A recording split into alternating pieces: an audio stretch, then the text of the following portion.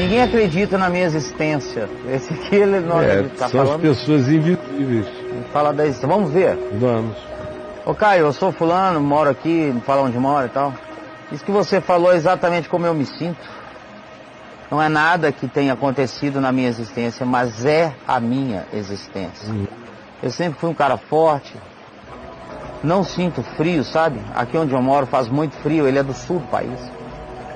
Mas eu nem uso roupa de inverno, às vezes me machuco, sangro. Só percebo quando alguém me mostra que eu estou sangrando. Eu tive doença de Crohn. Crohn. Que é o intestino.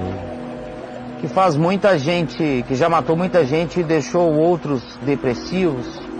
Para mim é como se não tivesse acontecido, apesar das sequelas. Já fiz 2 cirurgias de 6 horas no intestino e transplante de córnea. Os médicos dizem que tenho sangue de ET, super forte, que me proporciona recuperações incríveis. Minha mente é muito boa, gravo as coisas com muita facilidade, de maneira que aprendo quase tudo o que passa diante dos meus olhos ou ouvidos. No entanto, isso se torna um problema. Assim, fui levando minha vida. Mas hoje, com 35 anos, sempre sou demais para estar entre as pessoas. Trabalho, difícil passar da entrevista com o psicólogo. Isso quando selecionam o meu currículo, as empresas têm medo de me contratar e levarem para dentro de si um revolucionário, um cara que vai roubar os lugares do privilégio deles. Mas eu tenho essa ganância, só quero trabalhar. Mas eu nem tenho essa ganância, perdão, só quero trabalhar. Na faculdade, os professores tentam me prejudicar, direcionam-me com questões embaraçosas, porque se não me complicarem, sentem-se ameaçados. Pois quando não entendo algo, pergunto e nem sempre sabem me responder.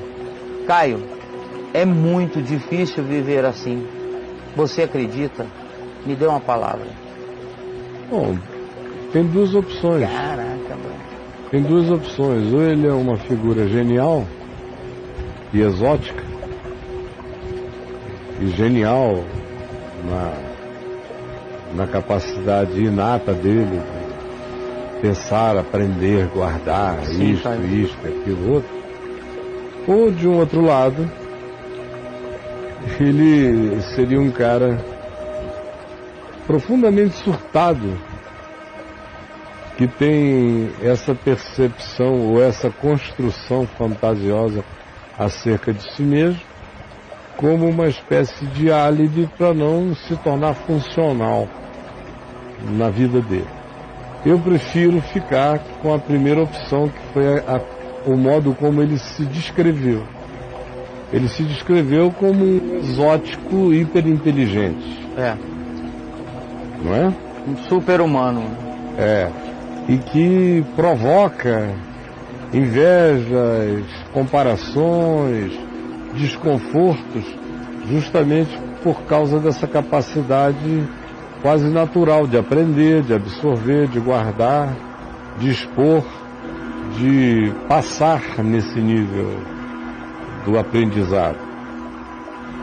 Mas ao mesmo tempo em que deve ser uma pessoa de uma inteligência emocional horrenda, burríssima. Claro. Porque se você tem essa inteligência toda, e essa expertise e essa capacidade de aprendizagem, e nota que isso provoca negativamente as pessoas, você começa a esconder um pouco. Fica caladinho. Você fica calado, come pelas beiradas, não diz tudo o que sabe. Claro. Vai dizendo conforme a capacidade dos ouvintes, que é como Jesus fazia. Jesus, porém, não lhes falava tudo, falando-lhes apenas por parábolas, conforme a capacidade dos ouvintes. Vai contando devagar, chega a um ponto que ele diz: vós ainda não estáis preparados para ouvirdes isto. Ainda tenho muito a vos dizer, mas não estáis preparados agora. Ou seja, bom senso, amigo. O que te falta, a meu ver, daqui, sentado daqui de onde eu estou, olhando apenas para a narrativa que você fez, eu acho que eu estou eventualmente diante de um rapaz muito inteligente, com uma capacidade autodidática enorme, uma memória ótima, uma atitude muito autocentrada, muito idiosincrática, muito esquisita, um prazer nos descuidos pessoais. Tem muita gente que, ao desenvolver qualquer capacidade mental a mais, entra num processo de descompensação. Quanto mais avantajamento intelectual, mais descuido corpóreo, físico, odorífico e de um monte de outras coisas. É aquele cara inteligentíssimo que chega espremendo as espinhas na cara da gente assim, tirando pus da cara. O inteligentíssimo, mas se falar perto de ti, o bafa de onça, é terrível. Inteligentíssimo, você dá um abraço e vê que o último banho que ele tomou tem uma semana. É inteligentíssimo, mas encebado, encaspado para todo lado. Tem gente que acha que ser inteligente abre uma concessão universal, uma indulgência universal para o seu emporcalhamento, para a sua falta de cuidado pessoal natural com o corpo, com os dentes, com a gengiva, com o odor, com o cheiro, com tudo mais que te veste, que cobre isso. E tem também, em geral, pessoas extremamente inteligentes, do ponto de vista do QI, quase sempre são profundamente burras do ponto de vista emocional. Não sabem fazer o jogo do encontro, da entrada, da saída, da relacionalidade, da gestão de informação. Não sabem.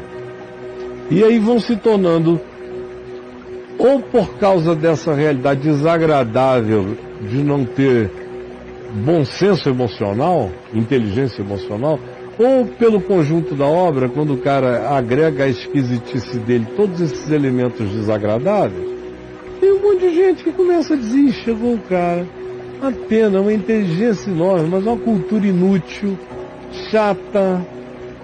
Eu conheço tanta gente assim, conheci no curso da vida. Gente genial, que quanto mais genial era, mais esquisitona era, mais se maltratava, mais idiosincrática se tornava e mais burros emocionalmente iam ficando. Isso é auto-boicote, Caio? Pode ser, mas não tem que necessariamente ser. Às vezes não tem nada a ver com auto-boicote, tem a ver com distração mesmo, com uma hiperconcentração numa área que parece fazer o cara pensar que tudo mais é inferior. E um desprezo total um descuido a outras áreas. Ou às vezes também é preguiça, porque a cabeça se desenvolve com uma determinada rapidez para realizar certas tarefas intelectuais, e o indivíduo entra numa de que recebeu permissão para relaxar no resto. Então, assim, meu companheiro, você não tem futuro, não é? E não adianta dizer que a culpa é do mundo. A burrice é sua.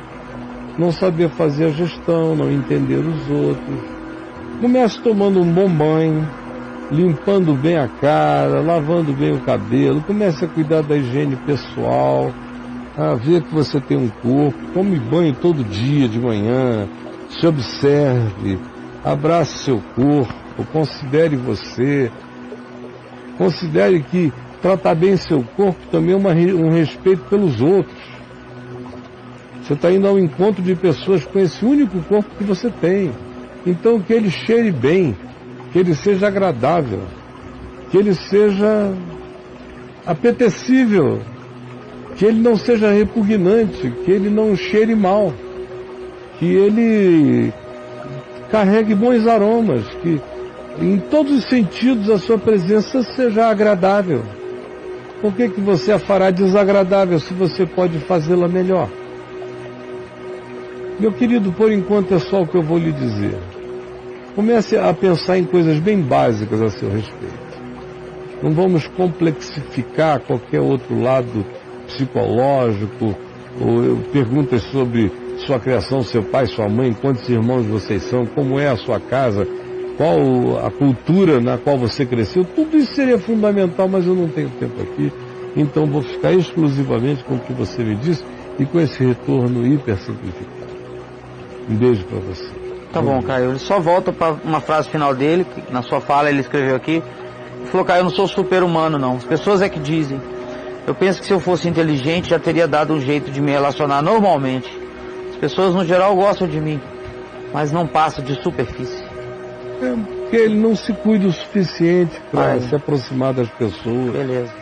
Rapaz, não dá para não se aproximar das pessoas se você se aproximar com simplicidade, propriedade, sem invasividade, com discrição e com elegância no trato, educação, para entrar, sair e estar.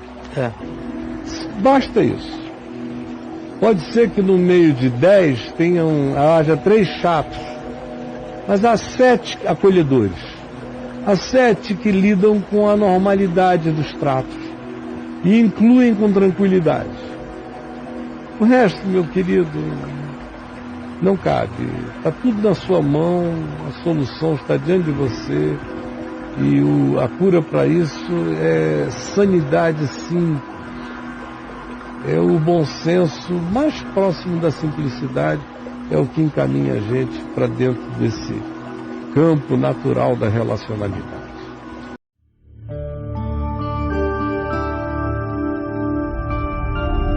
Vem IVTV, o canal é você.